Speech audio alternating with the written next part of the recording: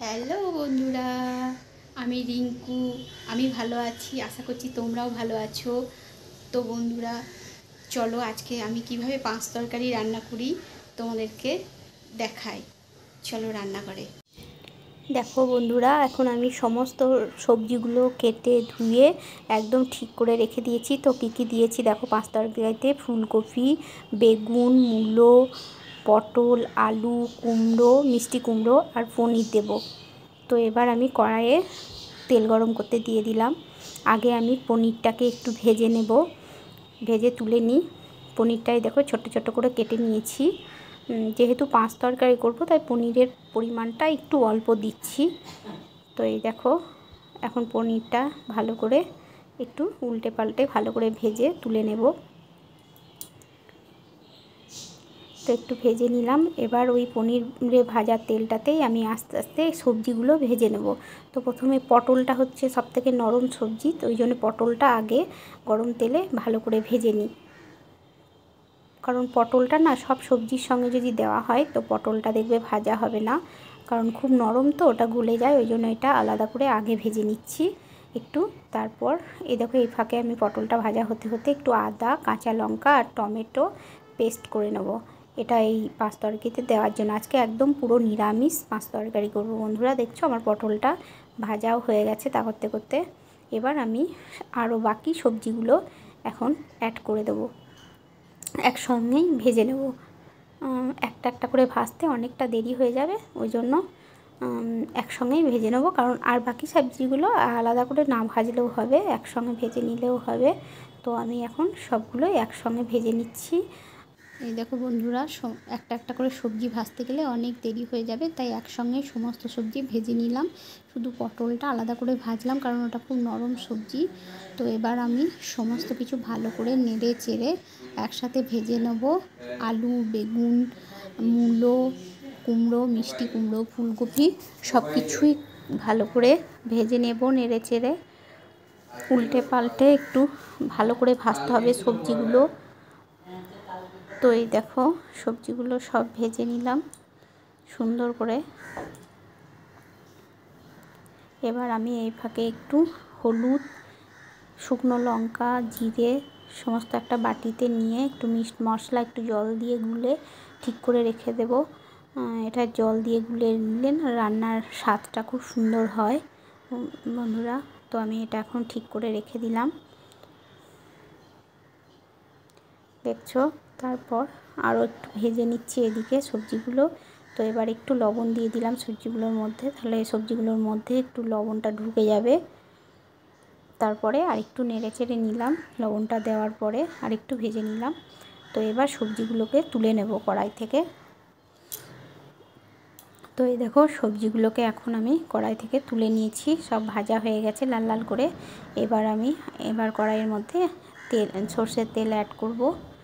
আর এই সর্ষের তেলের মধ্যে আমি ফোড়ন হিসাবে দেব একটা শুকনো লঙ্কা, আর দেব রাঁধুনি, গোটা রাঁধুনি। রাঁধুনিটা পাঁচ তরকারিতে দিলে না খুব টেস্ট হয় আর গন্ধ হয়। আর আমি কাসুরি মেথিটা একদম লাস্টে অ্যাড করব। তো এই দেখো, এখন আমি ফোড়নটা ভালো করে ভেজে নিলাম। এবার আমি যে আদা আর টমেটো আর কাঁচা লঙ্কার পেস্টটা করে রেখেছিলাম ওটা এখন দিয়ে দিলাম। এটা একটু ভালো করে কষে নিই, আদার গন্ধটা একটু হয়ে যাক, আদার গন্ধটা মরা হয়ে যাক। তারপরে আমি যে মশলাটা অ্যাড করেছিলাম, ওই মশলাটা জল দিয়ে গুলে রেখেছিলাম, ওটা এখন অ্যাড করে দেবো। দেখছো, কষে কষে একদম গন্ধটা মেরে নিলাম, তেল ছাড়তে শুরু করেছে মশলা দিয়ে। এখন আমি ওই মশলাটা দিয়ে দিলাম, গুঁড়ো মশলাটা জল দিয়ে গুলে রেখেছিলাম। তোমরা এরকম করে বানাবে বন্ধুরা, খাবে বানিয়ে, ভালো লাগবে, বাড়ির লোকদেরকে খাওয়াবে, দেখবে দারুণ হয়েছিল টেস্ট এই পাঁচ তরকারিটার। যেহেতু পনির দিয়েছি পাঁচ তরকারির মধ্যে, আরও সুন্দর টেস্ট হয়ে গেছে। তো একটু মশলা কষার সময় আবার লবণ দিয়ে দিলাম, ভাজার সময় অল্প একটু দিয়েছিলাম। এবার সবজিগুলো অ্যাড করে দিলাম, ভেজে রাখা সবজিগুলো দিয়ে দিলাম। এবার একটু মশলার সঙ্গে নেড়ে চেড়ে ভালো করে নেড়ে চেড়ে নিচ্ছি। তারপর পনিরটা অ্যাড করে দেবো এই সবজির মধ্যে। সুন্দর করে নেড়ে চেড়ে নিলাম। আর এটাতে যেহেতু 5 রকম সবজি আছে, এটা খাওয়াও খুব স্বাস্থ্যের পক্ষে উপকার। আর এই সবজিটা না এত সুন্দর স্বাদ হয়, এটা সবাই খাবে, যারা সবজি খায় না তারাও খেয়ে নেবে, বাচ্চারাও খেয়ে নেবে এই সবজিটা। তাই দেখো এখন পনির দিয়ে দিলাম। এবার আমি একটু নাড়াচাড়া করে এবার জল দিয়ে ঢেকে দেব। আলুটা একটু শক্ত আছে, আলুটা একটু সিদ্ধ হয়ে যাক। বাকি সবজি প্রায় হালকা সিদ্ধ হয়ে গেছে ভাজতে ভাজতে, তো একটু সিদ্ধ হয়ে যাক। এখন ঢাকা দিয়ে দিই বন্ধুরা। তো ঢাকা দেওয়ার পর তোমাদের সঙ্গে আবার ফিরে আসছি আমি। যতক্ষণ সিদ্ধ হতে সময় লাগছে ততক্ষণ আমি এই দেখো একটা ছোট্ট একটা ফ্রাই প্যানে করে আমি ওই কাসুরি মেথিটা একটু ভেজে নিলাম। কাসুরি মেথিটা দেখবে বাড়িতে আনা থাকলে না একটু নরম হয়ে যায়, আর একটু ভেজে দিলে এর টেস্টটাও আরও গন্ধটা বেরিয়ে যায়। তো আমি এখন ভেজে রেখে দিলাম আমার তরকারিটা, সবজিটা সিদ্ধ হতে হতে। তো এই দেখো এখন আমার সবজি সিদ্ধ হয়ে গেছে। এখন আমি কাসুরি মেথিটা হাতে করে একটু দললে দিয়ে দিলাম সবজির মধ্যে, আর একটু ঘি অ্যাড করে দেবো। তোমরা গরম মশলাও অ্যাড করতে পারো। আমার যেহেতু বাড়িতে এই সময় গরম মশলাটা আনা ছিল না বলে আমি গরম মশলা দিলাম না, ঘি আর কাসুরি মেথি দিয়ে দিলাম। তো বন্ধুরা দেখো আমার 5 তরকারি রান্না রেডি, একদম নিরামিষ, কোনো পেঁয়াজ রসুন দেওয়া নেই, শুধু আদা বাটা দিয়ে। তো দারুণ হয়েছিল, গরম ভাতের সঙ্গে যা সুন্দর যায় না, এই সবজিটা হলে আর কিচ্ছু লাগবে না বন্ধুরা। তো বন্ধুরা দেখো এবার আমি একটা পাত্রের মধ্যে নামিয়ে নেব। আমার 5 তরকারি রান্না রেডি। দেখো কালারটাও কত সুন্দর এসছে। তোমরাও সবাই বানিয়ে খেও এরকমভাবে, আর বাড়ির লোকদের খাইয়ে মন জয় করে নিও। তো দেখো আমার রেডি।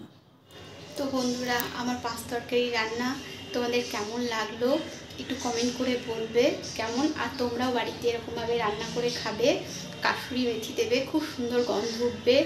আর বন্ধুরা আমার ভিডিও যদি তোমাদের ভালো লাগে তাহলে একটু লাইক কমেন্ট শেয়ার করে দেবে। আর নতুন বন্ধুদেরকে বলছি তোমরা একটু আমার চ্যানেলটাকে সাবস্ক্রাইবার করে রাখবে, আর বেল বাটনটা প্রেস করে রাখবে। আমি যখন নতুন কোনো ভিডিও ছাড়বো তোমাদের কাছে পৌঁছে যাবে। বেল বাটনটা প্রেস করে রাখবে, তাহলে তোমাদের কাছে সবথেকে আগে আমার ভিডিও পৌঁছে যাবে। তো বন্ধুরা সবাই ভালো থেকো, সুস্থ থেকো, এই কামনা করে আমি আমার ভিডিওটা আজকের মতো এখানে শেষ করছি। আবার নতুন কোনো ভিডিও নিয়ে তোমাদের সঙ্গে দেখা হবে। টাটা।